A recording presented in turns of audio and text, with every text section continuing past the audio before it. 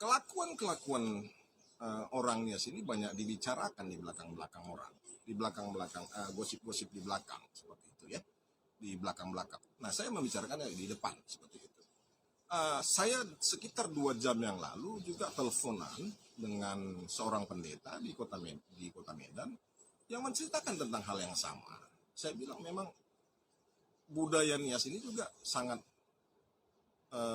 rentan terhadap masuknya intervensi iblis ya, termasuk tari perang. Dia menari aja udah ada perang gitu, apalagi yang lain gitu. Menari itu kan harusnya indah ya, asik begitu ya, menikmati. Ini tari perang seperti itu satu. Yang kedua, ibu itu menceritakan ke saya ternyata di Nias itu ada masih berlaku hukum yang menghormati orang tua, yang memberikan kepada orang tua yang terbesar. Ketika anak laki-laki menikah, istrinya perawannya harus dikasih sama bapaknya. Itu mengerikan. Jadi saya mengajak untuk HIMNI untuk juga menyelesaikan masalah ini ya, secara holistik.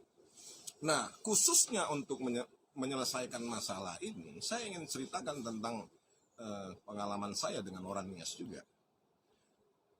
Saya Konrad Sinaga, 2014 yang silam, itu saya adalah wakil ketua Banteng Muda Indonesia BMI, Ranting Medan Selayang. Dengan ketua saya adalah Yamitema Tirtajaya Lauli.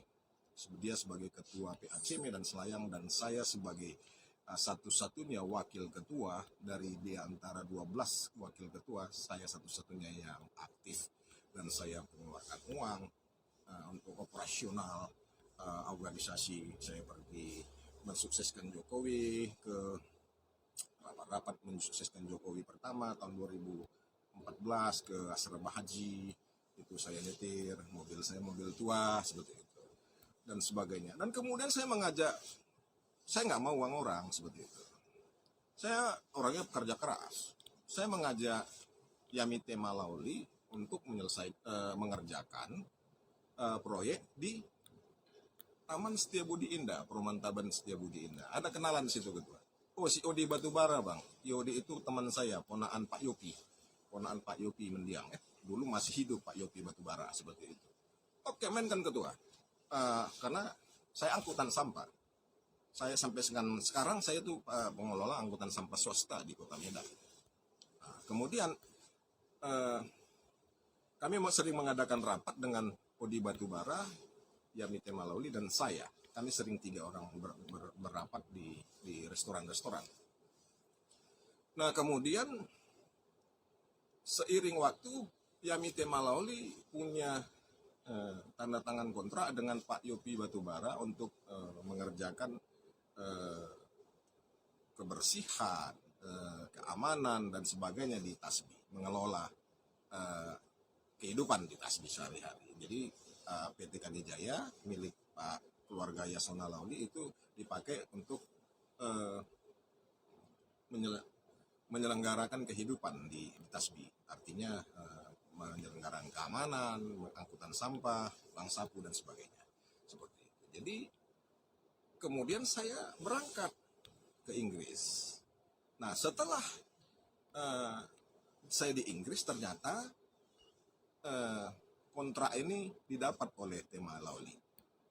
3 minggu saya di Inggris ini, saya kembali ke Medan untuk mengelola angkutan sampah swasta dan akhirnya kami menandatangani, saya dan Yamitema Lauli menandatangani kontrak 5 tahun. 5 tahun. Jadi saya CP Solusi, Yamitema Lauli dari PT Kanijaya menandatangani kontrak 5 tahun untuk saya mengangkat sampah di Perumahan Tasbi atas nama Kanijaya Santosa. Seperti itu. Nah, setelah 1 tahun, Yamitema Lauli malah membuang saya, memboikot, dia membajak anggota saya karena dia menginginkan keuntungan saya. Saya pulang dari Inggris, saya rekrut orang-orang yang cocok, saya rekrut, saya kreditkan mobil, ada kredit mobil ya, seperti itu, dan kredit mobil angkutan sampah swasta L300 begitu. Tapi setelah semua sudah settle, sudah semua berjalan dengan baik, kemudian 1 tahun lebih lebih kurang itu Yamite Malauli membajak mereka. Yamite Malauli menyuruh manajernya waktu itu, lupa saya namanya, orang Tionghoa ya, untuk memanggil anggota saya untuk menandatangani kontrak per bulan, dan itu pun sepihak.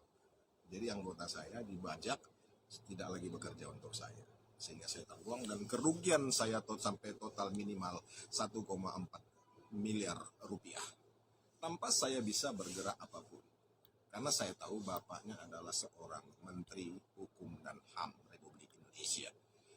Dan juga saya selain nggak punya kekuatan kuasa, saya juga nggak punya uang untuk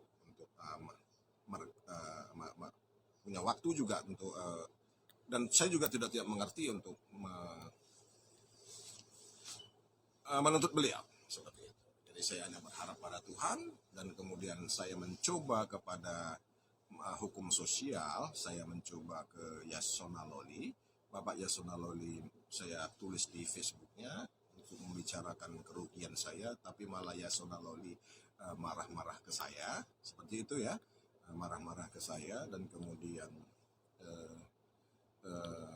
malah Yamite Malauli melaporkan saya ke unit cybercrime Polda Metro Jaya, dan polisi datang ke Kota Medan untuk menjemput saya, padahal saya ada di Inggris. Seperti itu, mereka punya kuasa seperti itu. Nah, jadi bagaimana hubungannya dengan solusi kasus pajak Gambir? Seperti ini Pak Bobi Nasution. Untuk ini harus dilakukan win-win solution. Pak Bobi Nasution bisa mengatakan kepada Yamite Malauli untuk berdamai dengan saya. Berdamai dengan saya, menyelesaikan permasalahan dengan saya, membayar ganti untung dengan saya. Karena saya dengar juga pihak Ibu Nur Halimah itu sudah mencoba untuk berdamai dengan Ibu Gea, tapi Ibu Gea minta 100 juta. Perdamaian 100 juta ya kalau nggak salah seperti itu. Nah 100 juta itu saya bisa bayar supaya selesai masalah seperti itu. Dan saya akan membuat rekonsiliasi yang besar-besaran. Saya bisa kita bisa bikin pesta seperti itu. Rekonsiliasi dalam hal ini. Dan saya juga berjanji jika Yamite Malauli menyelesaikan perdamaian dengan saya juga Ibu Nur Halimah yang mengeluh anaknya sekolah itu uang sekolahnya, saya 1 tahun saya tanggung biaya sekolah Ibu Nur Halimah. Ada 2 orang saya nggak salah itu Ibu Nur Halimah, di laki-laki dan perempuan seperti itu. Jadi saya siap 1 tahun tanggung biaya uang sekolah anak ibu seperti itu. Nah jadi keputusan di tangan Bro Bobi Nasution, karena saya tahu Bro Bobi Nasution itu pendukungnya salah satu adalah tema Lauli, Yamite Malauli seperti itu. Dan tentu Pak Bobi Nasution juga itu harusnya bergerak menyelesaikan ini, jangan sampai nanti citranya buruk karena pendukungnya adalah orang-orang yang berkelakuan buruk dinilai di mata masyarakat. Jadi saya datang untuk membawa kedamaian, membawa solusi bagi permasalahan yang pelik ini, karena ini bukan masalah yang hanya 1 hari, tidak.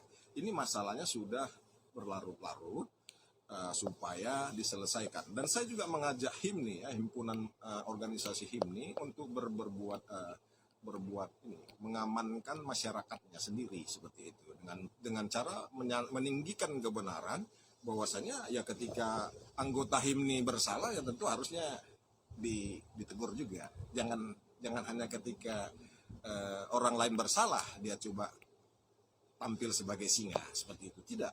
Kita harus berusaha juga untuk meninggikan kebenaran bahwasanya ketika anggota kita bersalah, termasuk mungkin Yasona Lawli, nggak peduli karena dia harus taat pada hukum ini, hukum sosial seperti itu. Nah begitu. Jadi nggak kita belajar ngomong di belakang lagi seperti itu. Jadi saya membawa solusi, saya menunggu konfirmasinya Pak Bobi Nasution dan Ibu Nur Halimah dan teman-teman dan juga Ibu Gea juga boleh mendesak Yamite Malauli untuk menyelesaikan ini. Bahkan bisa mendesak Yasona Lawli untuk mendesak anaknya menyelesaikan masalahnya dengan saya, supaya saya bisa bantu kalian untuk berdamai. Nah, 100 juta saya berikan kepada Ibu Gea untuk, ya katakanlah, untuk mengobati luka-luka di hatinya, luka-luka jiwa. 100 juta itu bisa mengobati. Nah, Ibu Nur Halimah juga bisa suaminya kembali dan berdamai, dan uang sekolah anaknya 1 tahun untuk 2 orang itu bisa saya tanggulangi dari uang perdamaian kami. Demikian yang bisa saya bantu untuk kemajuan Kota Medan dari Inggris Raya, dari benua